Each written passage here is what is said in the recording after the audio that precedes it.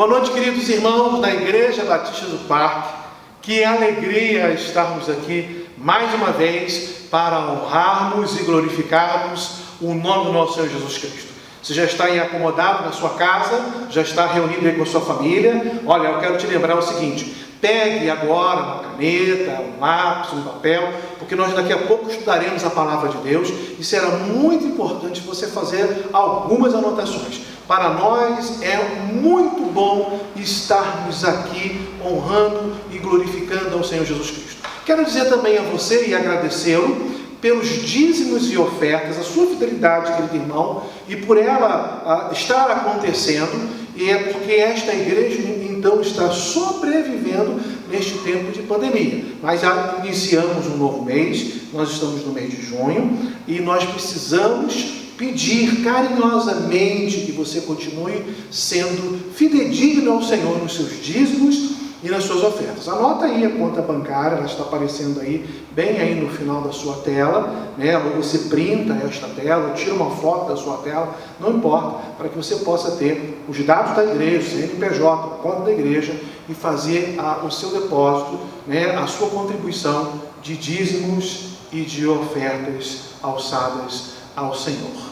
Vamos continuar adorando o nosso Deus. Daqui a pouco você vai tomar conhecimento do que está acontecendo na semana, as atividades da igreja para glorificar o Senhor Jesus Cristo. E aí, em ato contínuo, continuaremos esse culto adorando a Deus com os cânticos espirituais. Que Deus abençoe a sua vida. Seja muito bem-vindo. Estamos muito felizes de estarmos aqui reunidos nesta noite.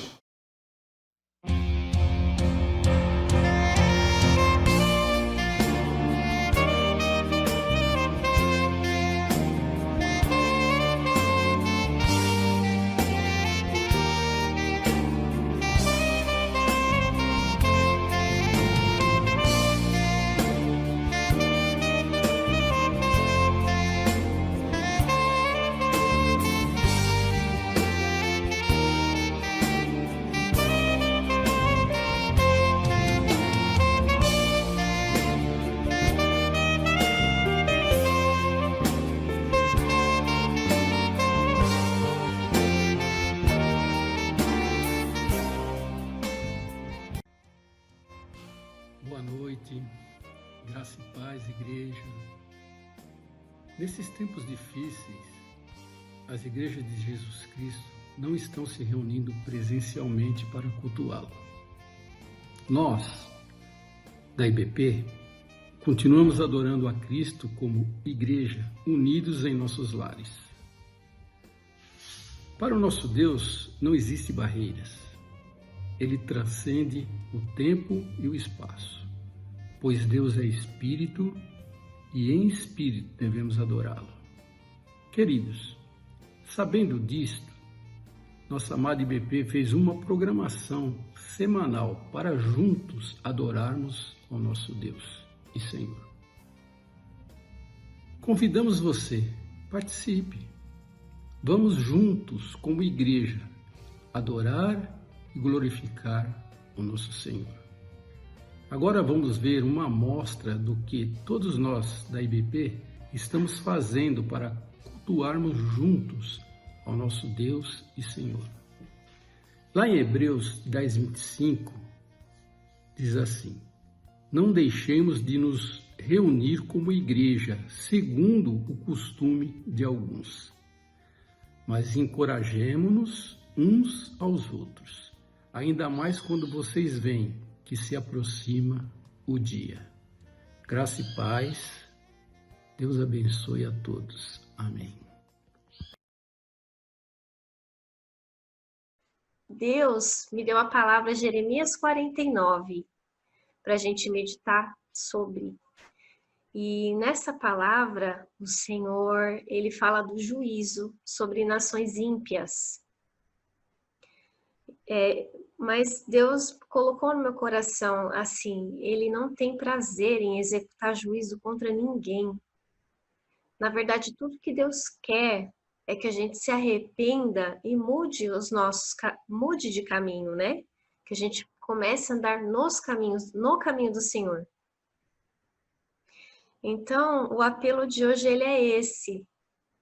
A gente, quanto ovelha, a gente se perde no dia a dia, por preocupação, por medo, a gente se perde porque está trabalhando demais, e por N coisas, a gente se perde.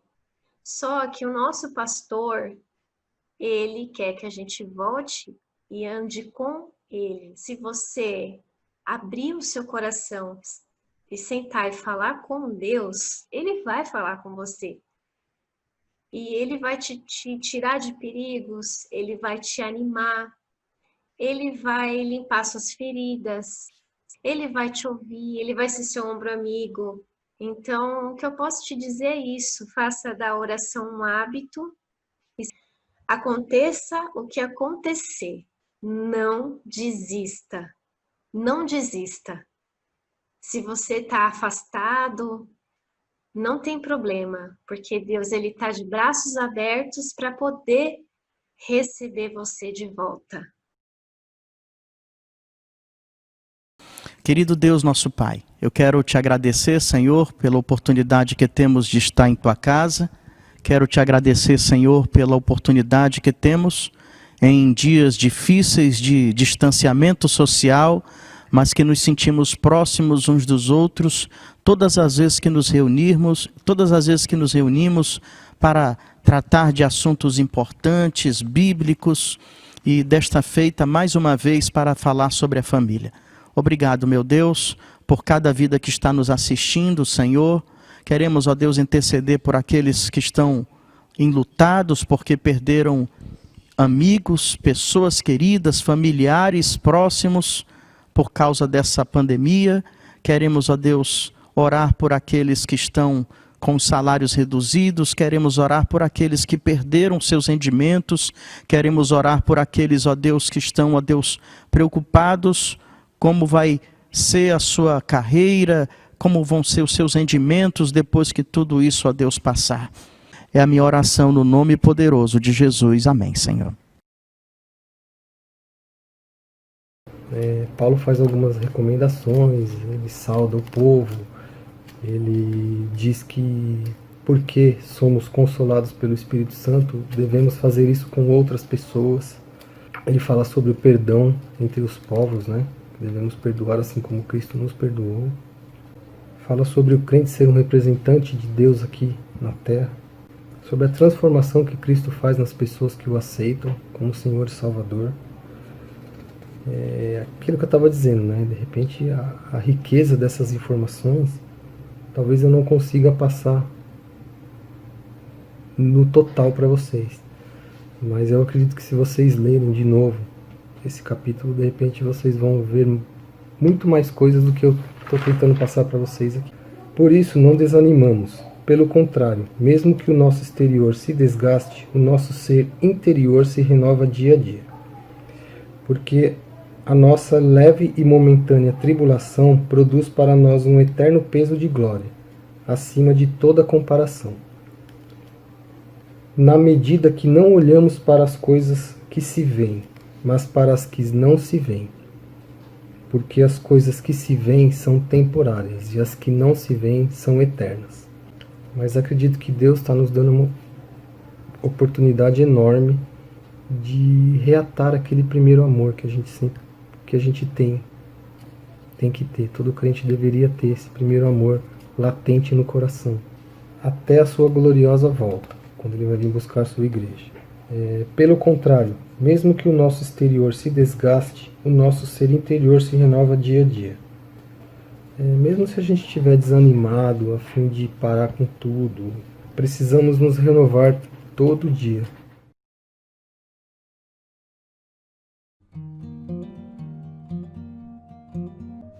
Olá, crianças! Tudo bem com vocês? Hoje nós vamos ouvir mais uma história deste livro incrível que é a Bíblia. Josué estava vindo de lá do Rio Jordão e os povos todos estavam com medo de tudo o que estava acontecendo, porque a notícia correu rápido. Todos já ficaram sabendo o que Deus havia feito, como é que Deus havia aberto o Rio Jordão. Josué avista alguma coisa diferente. parecia um homem. Peraí, é um soldado. Você é da parte do inimigo ou você é da parte do nosso exército? E aí o soldado disse, nem uma coisa e nem outra. Eu sou da parte do Deus dos exércitos. E aí Josué reconheceu que já vinha da parte de Deus. Imediatamente Josué colocou o seu rosto e se inclinou e viu que era da parte de Deus. Se tratava do anjo de Deus. E aí o anjo disse, Josué, levante-se e tire as suas sandálias. Então, crianças, quando nós obedecemos a Deus, quando nós fazemos aquilo que Deus pede para nós, mesmo que seja difícil, mesmo que seja até engraçado, mesmo que você duvide, obedeça aquilo que Deus te manda.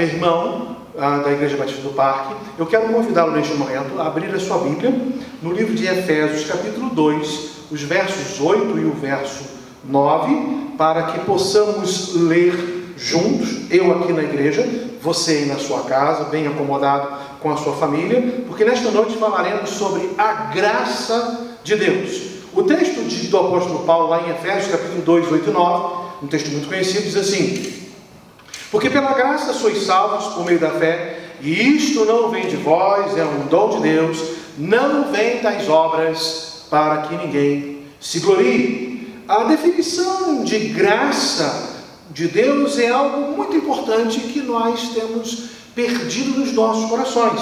E aí algumas coisas ficam até confusas para entendermos acerca da salvação através da pessoa do nosso Senhor Jesus Cristo, por meio da sua graça. Então, compreendendo a graça de Deus, você vai entender a respeito da salvação também. A definição encontrada no dicionário acerca de graça é o seguinte: é um favor imerecido que Deus concede ao homem.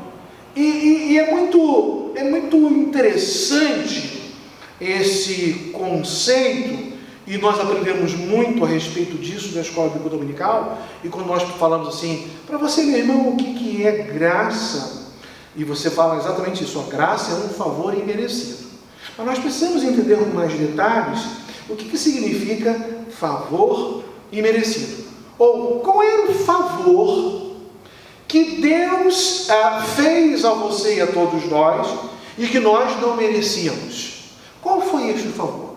Este favor que Deus fez por nós, por cada um de nós, foi o fato de que o Senhor Jesus Cristo morreu na cruz do Calvário para salvar a minha vida e para salvar a sua vida.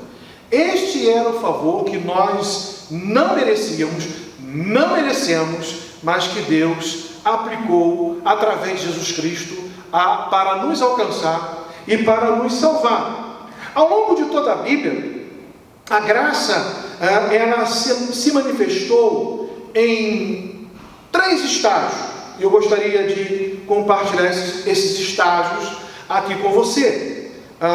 No primeiro estágio, Deus revelou a sua bondade, a sua graça, ao demonstrar misericórdia, favor e amor para com todos os homens em geral. Mas, em particular, ele fez isso com uma nação, que ele separou para si, e depois a denominou, ou a nominou como a nação de Israel. No segundo estágio, Deus expressou ou apresentou sua graça de forma mais clara, através da pessoa do nosso Senhor Jesus Cristo, ao qual veio o mundo para pagar pelos pecados que eu e você e toda a sua família cometemos contra a pessoa de Deus. E ele pagou isso mediante a sua morte na cruz do Calvário. Mas no terceiro estágio, a graça de Deus proporciona salvação e santificação a todos aos que pela fé confiam em Jesus Cristo como Salvador e Senhor de suas vidas. Então o termo graça, lá no grego, que é charis, é exatamente isso que eu defini no início da introdução desta mensagem, que é um favor imerecido. Graça, amor e misericórdia, todos esses conceitos, ou todas essas palavras, elas estão explicitados na aliança de Deus com o rei Davi, ao qual se estendeu o seu filho Salomão, mesmo depois que este, Davi, veio pecar no decurso de sua vida, e até mesmo com o rei Salomão. Graça, amor e misericórdia. Para que você possa entender a respeito de graça e misericórdia, já que amor é uma palavra muito mais do nosso conhecimento e domínio, mas você precisa entender a respeito da diferença entre graça e misericórdia. Então eu vou exemplificar aqui para você nesta noite com a minha mão. Então preste atenção nisso daqui. Graça é quando Deus deveria encolher a sua mão, mas pela graça Ele então estende a sua mão para nos salvar e nos abençoar. Misericórdia é quando Deus deveria estender a sua mão para nos punir por causa dos nossos pecados, mas por um ato de misericórdia Ele recolhe. Então a graça, por isso que é um favor imerecido. Deus estende-nos a mão e nos abençoa como nós não merecemos. E misericórdia é quando Deus recolhe a mão, porque deveríamos receber a punição e o castigo e a disciplina de Deus por causa dos nossos pecados, e assim Ele não faz, neste primeiro momento, sabendo que tem um momento definido, que todo joelho se dobrará e confessará que Jesus Cristo é o Senhor, e haverá ali então um momento de prestação de contas. Mas voltando aqui ao nosso assunto, graça de Deus, Deus não outorgou seu amor e graça a Israel por qualquer mérito desta nação. O mérito era de Deus e sempre foi de Deus. Lá no livro de Deuteronômio, abra aí na sua Bíblia, Deuteronômio, capítulo 7, versos 7 e 8, a Bíblia diz assim: o Senhor não tomou prazer em vós, nem vos escolheu, porque a vossa multidão era mais do que todos os outros povos, pois vós eres menos em número do que todos os povos, mas porque o Senhor vos amava, e para guardar o juramento que fizera a vossos pais, o Senhor vos tirou com mão forte e vos resgatou da casa de servidão, da mão de Faraó, o rei do Egito. A graça de Deus, iniciando lá no povo de Israel, não era porque o povo de Israel era um povo poderoso, um povo esplendoroso, um povo muito grande, até porque Moisés aqui diz no Deuteronômio, porque era um povo muito pequeno em relação às outras nações, mas foi por causa do amor manifestado através da sua graça. A graça de Deus, ela se manifestou lá no Velho Testamento, e a graça de Deus, na pessoa de Jesus Cristo, também se manifestou no Novo Testamento. Isso é algo extraordinário. Por exemplo, quando nós lemos o livro de Oséias, e nós vemos o amor do profeta para com a sua esposa, a Gomer, e você sabe muito bem, se você conhece essa passagem bíblica, você sabe que a esposa de Oséias era uma prostituta, mas mesmo assim, ele foi atrás dela, e ele resgatou e retirou daquela situação. E o texto ali no Velho Testamento faz uma comparação com a nação de Israel, que por várias vezes traiu a confiança de Deus, mas mesmo assim, pela graça do Senhor, o Senhor foi lá mais uma vez e nos resgatou, e nos perdoou, e nos amou, e estendeu a sua misericórdia para nos perdoar. Olha, Paulo fala assim: se formos infiéis, Deus permanecerá fiel, meu irmão. Você pode dar uma glória a Deus aí na sua casa? Deus permanecerá fiel, pois Ele não pode negar-se a si mesmo. Mas nós vemos a graça e a misericórdia de Deus, isso manifestado no Velho Testamento, também nas outras nações. Quando nós lemos a história no livro de Jonas, nós vemos que Deus dá uma ordem ali àquele profeta para que ele pudesse ir naquela nação e então transmitir a mensagem de graça e misericórdia, para que o povo então, se naquele momento se arrependesse, fosse restaurado, fosse poupado. E Jonas não quis, e você sabe muito bem, você conhece a história. Jonas fugiu, foi engolido por um grande peixe, depois ele foi vomitado, é assim que a Bíblia se expressa, e ele tem que caminhar até Nínive, né? Ele não é cuspido, ele não é vomitado na nação de Nínive, porque a nação de Nínive está mais um pouco no interior. Ele é então ali na beira da praia, ele tem que caminhar, ele tem que seguir a sua jornada missionária. Mas a conclusão dessa história, da graça e da misericórdia de Deus para com as outras nações, é que no final do livro de Jonas, pelo arrependimento que começou lá no rei de Nínive, diz o texto sagrado que mais de 120.000 almas se arrependeram e foram poupados por causa da graça e da misericórdia de Deus. Olha que coisa extraordinária.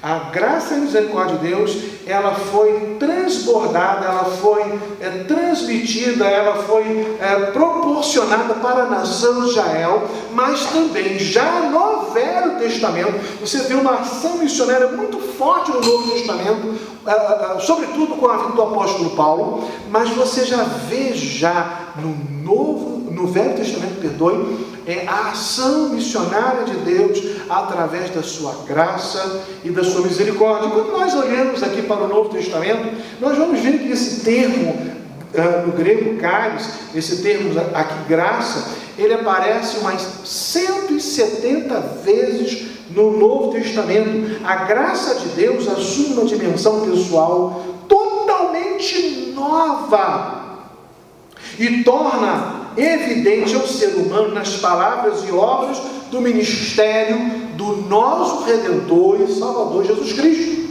Isso nós vemos de uma forma muito latente, muito especial, através da obra do nosso Senhor Jesus Cristo para com a humanidade, que é a maior prova da graça de Deus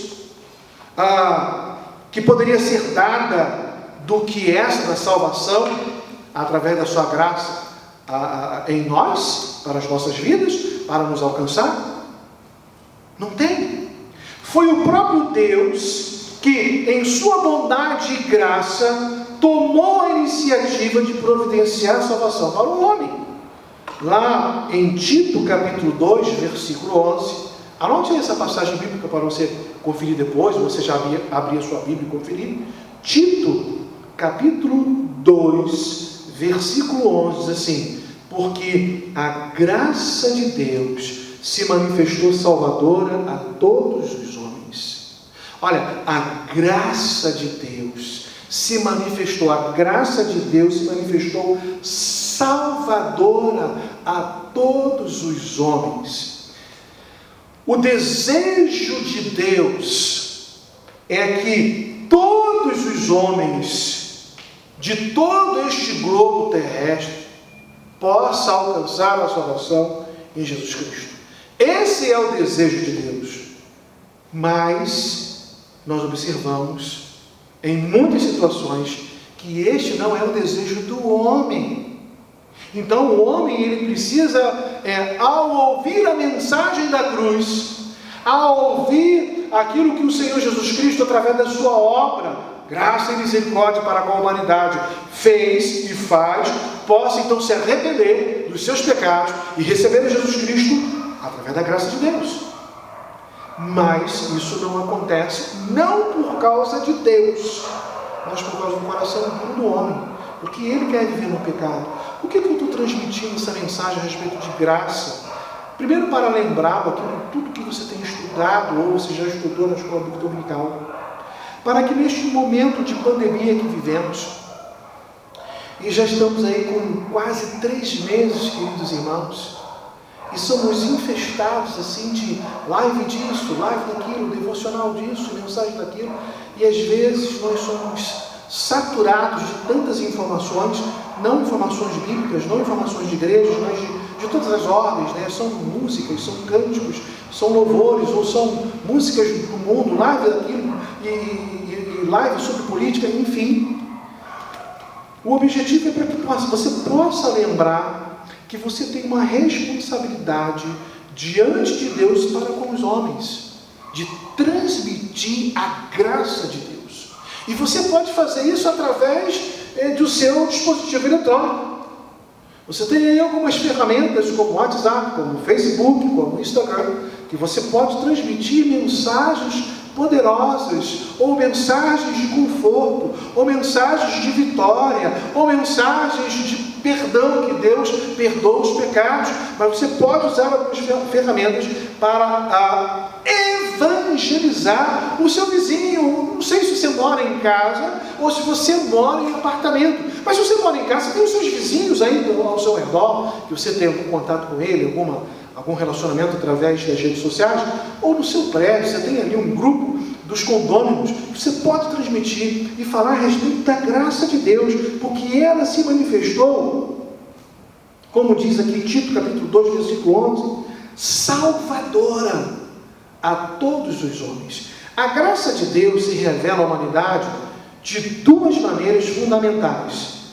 Primeiro, a graça comum, e depois a graça especial. Olha, a graça comum, ela se refere ao favor imerecido, amor, cuidado, as providências de Deus para com toda a raça humana. O Salmo 145, versículo 9 diz assim: o Senhor é bom para todos, a sua compaixão alcança as suas criaturas. A Bíblia não está dizendo no Salmo 145 que a compaixão de Deus só alcança um grupo de pessoas específico, somente a nação de Israel, somente a igreja, somente a denominação tal. Não, mas a Bíblia está dizendo que a sua compaixão, queridos irmãos, ela alcança a todas as suas criaturas. Esse aqui é o conceito de graça comum, A Bíblia diz que a chuva, e ela cai para trazer assim, um refrigério, muitas vezes, está muito calor, muito quente, mas quem vive da agricultura é abençoador. Eu morei alguns anos no interior de Minas Gerais, e eu sou do Rio de Janeiro, acho que meu sotaque já denunciou. Para nós os cariocas, tempo bom é quando está ensolarado. Talvez aqui em São Paulo também tenha esse mesmo conceito. Hoje o tempo está bom, assim, não tem nenhuma nuvem no céu, o sol está lá brilhando, dá para a gente fazer algum tipo de passeio e ir até a praia. Mas no interior, as pessoas que vivem da agricultura, tempo bom é quando está para chover, quando o céu está pretinho e vai cair uma chuva forte e que vai molhar a terra e vai ser providencial para a agricultura. Então o interiorano fala assim: hoje o tempo está muito bom. Vê como é que a referência muda?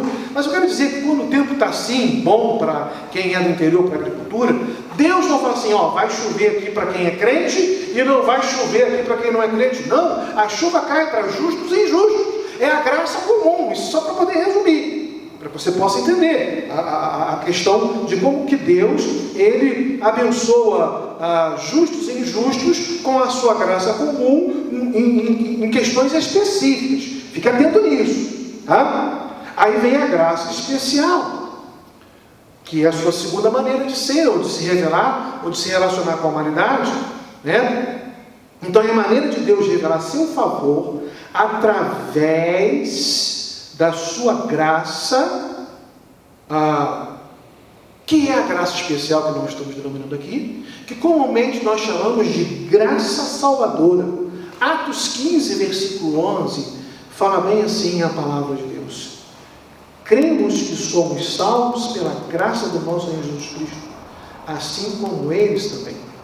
Cremos que somos salvos pela graça. Quando Pedro vai começar a transmitir as suas primeiras mensagens no livro de Atos, no capítulo 2 e no capítulo 3, Atos 2:38, repito, Atos 2:38, a mensagem do apóstolo é assim: arrependam-se e cada um de vocês seja batizado em nome de Jesus Cristo para perdão dos seus pecados e receberão o dom do Espírito Santo, a graça especial. Só através do arrependimento e só através da fé e arrependimento, fé naquilo que o Senhor Jesus Cristo fez na cruz do Calvário, e o arrependimento e o abandono do pecado, é que o homem então alcança a condição de salvo e a graça especial invade o seu coração. Em Atos 3, versículo 19, na mensagem do apóstolo, ele fala assim: arrependam-se, pois, e voltem-se para Deus, para que os seus pecados sejam cancelados, para que vocês possam receber a graça especial, a graça salvadora, a graça transformadora do nosso Senhor Jesus Cristo. E esse é o tipo de mensagem que você precisa transmitir para o seu parente, para o seu amigo, para o seu vizinho, neste momento de pandemia, através da internet, através do WhatsApp, através do Facebook.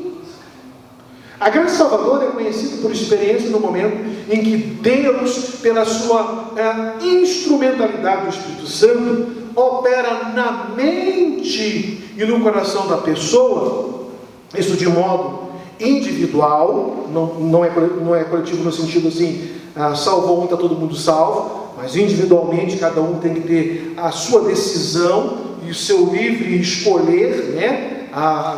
Entre receber a Jesus Cristo como único suficiente Salvador ou não, e tomar a decisão de escolher Jesus Cristo, então entra no coração e o transforma e o salva.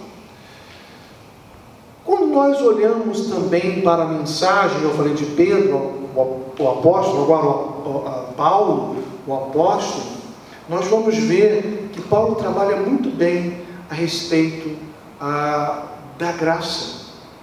E eu queria, caminhando já para o finalmente, iniciando assim, vamos assim dizer, a conclusão desta mensagem, falar sobre a elaboração do paradoxo do apóstolo Paulo com relação à palavra graça. Então, vamos ver que esse paradoxo ele é observado em dois elementos quando Paulo então transmite a sua mensagem. O primeiro elemento é quando Paulo insiste que nós somos salvos pela graça. Ok? Isso é muito claro, nós lemos lá em Efésios 2:8-9. Nós somos salvos pela graça. Irmãos, nós não podemos fazer nada a não ser crer, mas eu não consigo fazer nenhuma obra, nenhuma coisa grandiosa ou diminuta que vá mover o coração de Deus para dizer assim: essa pessoa aí, ele é merecedora da salvação. A salvação ela não é meritória, a salvação é através de Jesus Cristo. Nada que façamos ou realizamos pode então mover o coração de Deus para que Deus possa dizer a nós: essa pessoa é boa, então ela merece salvação. Olha, e isso eu falo por duas razões. Primeiro, Deus é perfeito e nada do que nós poderíamos lhe oferecer o satisfaria de modo algum, porque nós somos imperfeitos. Por isso que a oferta, quando Moisés tira o povo lá do Egito, caminha para o deserto e chega na terra, começa o livro de Levítico e começa a falar a respeito da oferta, e Deus fala assim: olha, Moisés, fala para o sacerdote o seguinte: a oferta ela precisa ser perfeita, sem mancha, sem mácula, porque todas aquelas ofertas do Velho Testamento elas apontavam para Jesus. E Efésios 5:2 diz que a oferta que o Senhor Jesus Cristo então deu ali na cruz do Calvário subiu como aroma agradável a Deus, porque ela foi bem recebida, porque era uma oferta perfeita. E qualquer tipo de oferta que venhamos a oferecer para Deus, no sentido de querer ou desejar a salvação, ela é imperfeita e Deus não vai receber. A segunda razão é a grande concepção cristã de que Deus é amor, portanto o pecado é um delito não só contra a lei, mas contra o amor de Deus.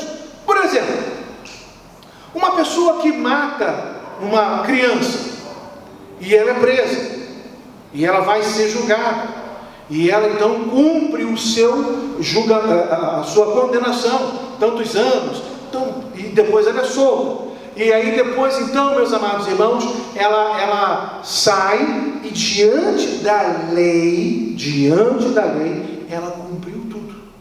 Mas diante daquela mãe, Isso não quer dizer que a sua aflição, a sua dor diminuiu, ou que houve reparação entre aquela pessoa que matou e a mãe que está ofendida. A não ser que aquela mãe, ao ter um encontro posterior, ela perdoe e ela libere a perdão para aquele infrator. Assim é com Deus. Quando nós pecamos, nós não só transgredimos a lei, isso é importante para que você tome conhecimento. Nós não só transgredimos a lei, mas nós ofendemos o coração de Deus, nós entristecemos o coração de Deus, nós nos afastamos da presença gloriosa de Deus, porque Deus é um ser santo e o homem pecador. Então, além de cumprir tudo aquilo que a própria lei diz, nós precisamos suplicar o perdão de Deus. E Deus, através da sua graça e misericórdia, nos perdoa. Mas no paradoxo, porque a salvação é só pela graça, vem a questão de que o apóstolo Paulo diz que nós precisamos dar frutos de arrependimento ou de obras. Então, o segundo paradoxo é tudo isto que vai dizer que as obras nada têm a ver com o merecimento da salvação. Mas só que lá em Efésios 2:10, Paulo fala assim: porque somos criação de Deus, realizada em Cristo Jesus, para fazermos boas obras, as quais Deus preparou de antemão para que nós a praticássemos.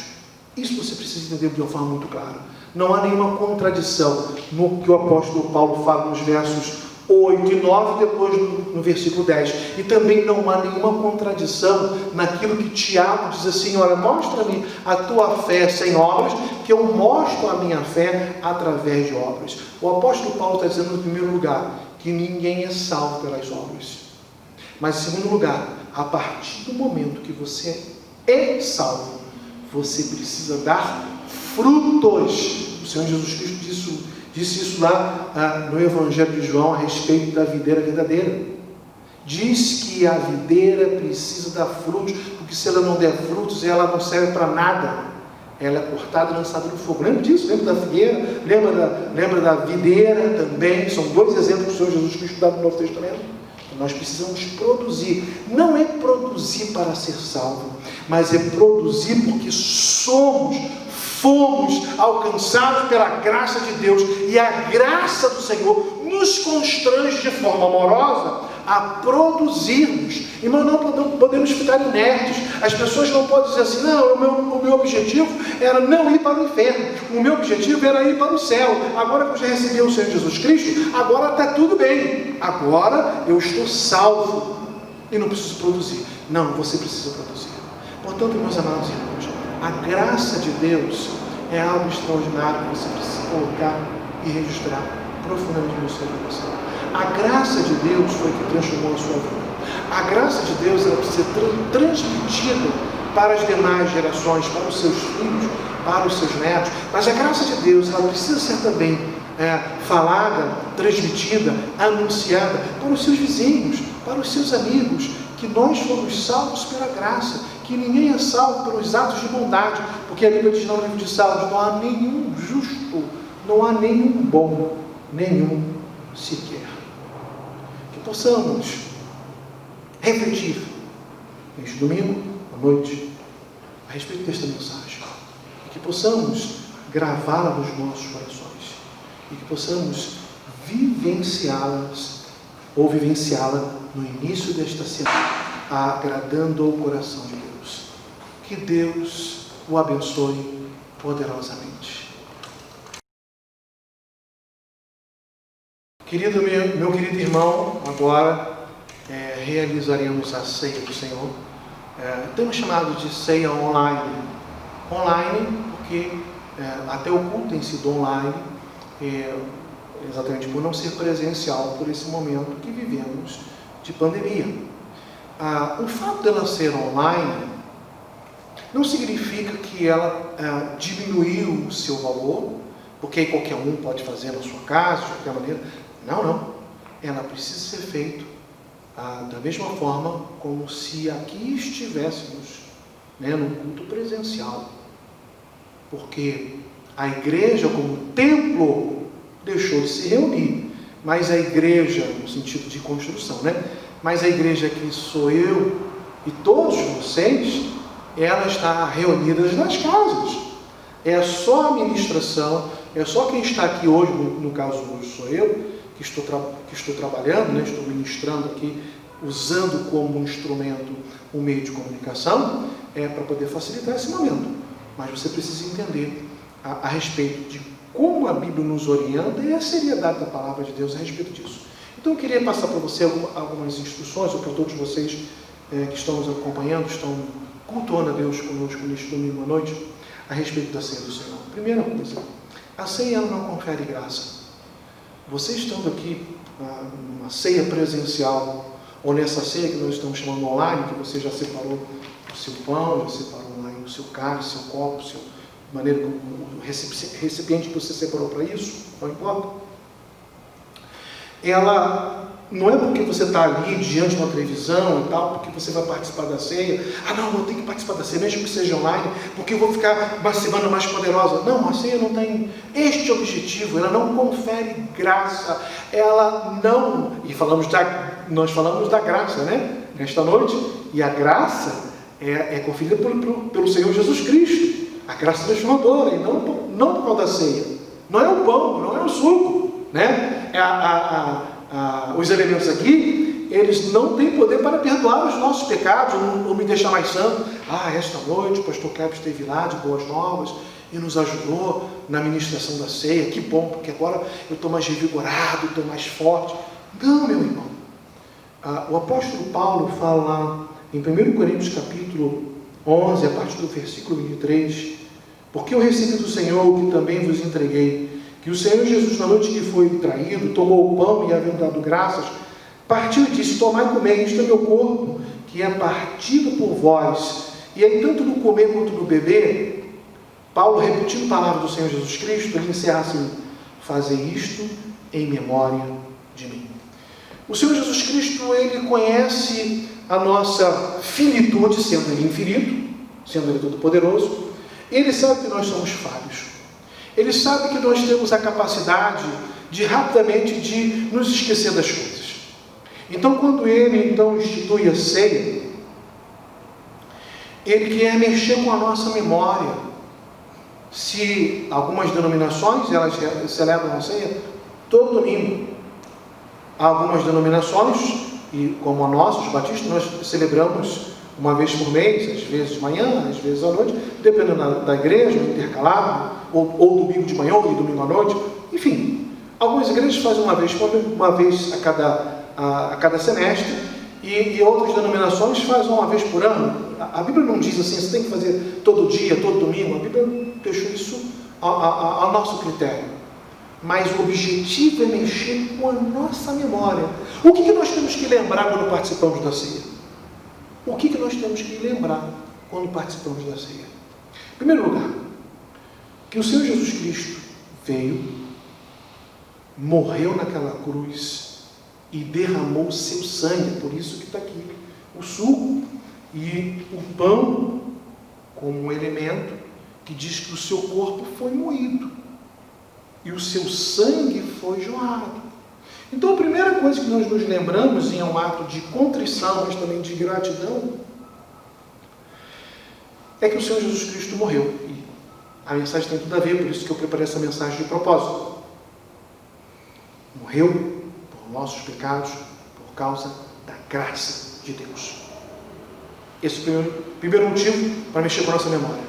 O segundo motivo, quando participamos da ceia, é que a sepultura não conteve Jesus. Por mais que o chicote tenha moído lá o seu corpo, a própria cruz, os cravos, o sangue derramado na sua morte, mas aquele sepulcro de José de Arimateia, aquele sepulcro não conteve o corpo de Jesus, porque vivo está, aleluia, glória a Deus, Jesus Cristo ressuscitou. E aí, a ceia, ela mexe com a minha memória para eu lembrar, olha, Jesus morreu para me salvar, puxa, que dor, que sofrimento, e eu até me entristeço também, eu até às vezes choro, mas depois, no segundo momento, me alegro, porque a sepultura não segurou Jesus, ele está vivo. Glórias a Deus. Mas o terceiro motivo pelo qual eu participo da ceia e mexo com a minha memória, se o primeiro motivo ele morreu, se o segundo é que ele ressuscitou, qual o terceiro motivo? Óbvio, é que ele voltará. A ceia precisa me lembrar da volta de Jesus. E aí, quando eu participo da ceia, eu faço meu autoexame, como o próprio texto diz aqui em 1 Coríntios capítulo 11. Examine-se, pois, o homem a si mesmo. Então, quando eu participo da ceia, eu lembro que ele vai voltar, eu lembro que ele vai me buscar, e me lembra que eu sou filho, mas ela me faz refletir a minha condição espiritual de crente. Como que eu estou hoje? Numa vida santa? Numa vida que agrada ao Senhor? Então, eu gostaria de pedir a você, meu irmão, da Igreja Batista do Parque, da sua casa, aonde você está, neste momento, com a sua família reunida, para que você pudesse refletir a respeito disso, a respeito da ceia. E eu quero orar com você, e aí nós partiremos então para a execução da própria ceia aqui, e você repetindo o seu ato na sua casa. Vamos orar. Senhor, obrigado por esta igreja abençoada. Obrigado, Senhor Deus. Obrigado, Senhor Deus, porque aqui estamos reunidos neste domingo à noite para honrar e glorificar o nome do nosso Jesus Cristo. Obrigado, Senhor Deus, porque o Senhor morreu por mim. Obrigado, Senhor Deus, porque o Senhor ressuscitou por mim. Obrigado, Senhor, porque o Senhor voltará. E agora, Senhor Deus, que possamos refletir como que estamos atuando neste mundo, na Tua presença, de uma maneira santa, irrepreensível, para a glória do Teu nome. E se alguns, ao realizarem o autoexame, eles perceberem que estão em falta, eles possam se arrepender dos seus pecados e viver para a glória de Deus. Que o Senhor possa nos proteger e nos abençoar nesta noite. E assim eu oro, em nome de Jesus. Amém. Eu convido agora a você pegar o primeiro elemento. Pegue aí na sua cestinha, na sua bandejinha. Aqui está o pão. E no versículo 24, Paulo fala assim: e havendo dado graças, o partiu e disse: tomai e comei, isto é o meu corpo, que é partido por vós. Fazei isto em memória de mim. Como foi bem dito aqui nesta noite, em memória do Senhor Jesus Cristo. Comamos. Comem na sua casa.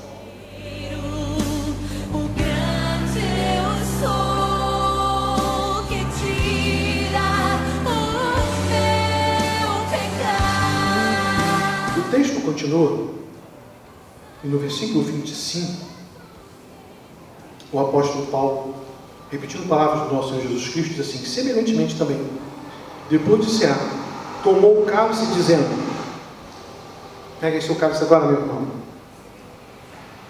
Este cálice é um novo pacto no meu sangue. Fazei isso todas as vezes que o beberdes em memória de mim. Em memória do nosso Senhor Jesus Cristo, bebamos.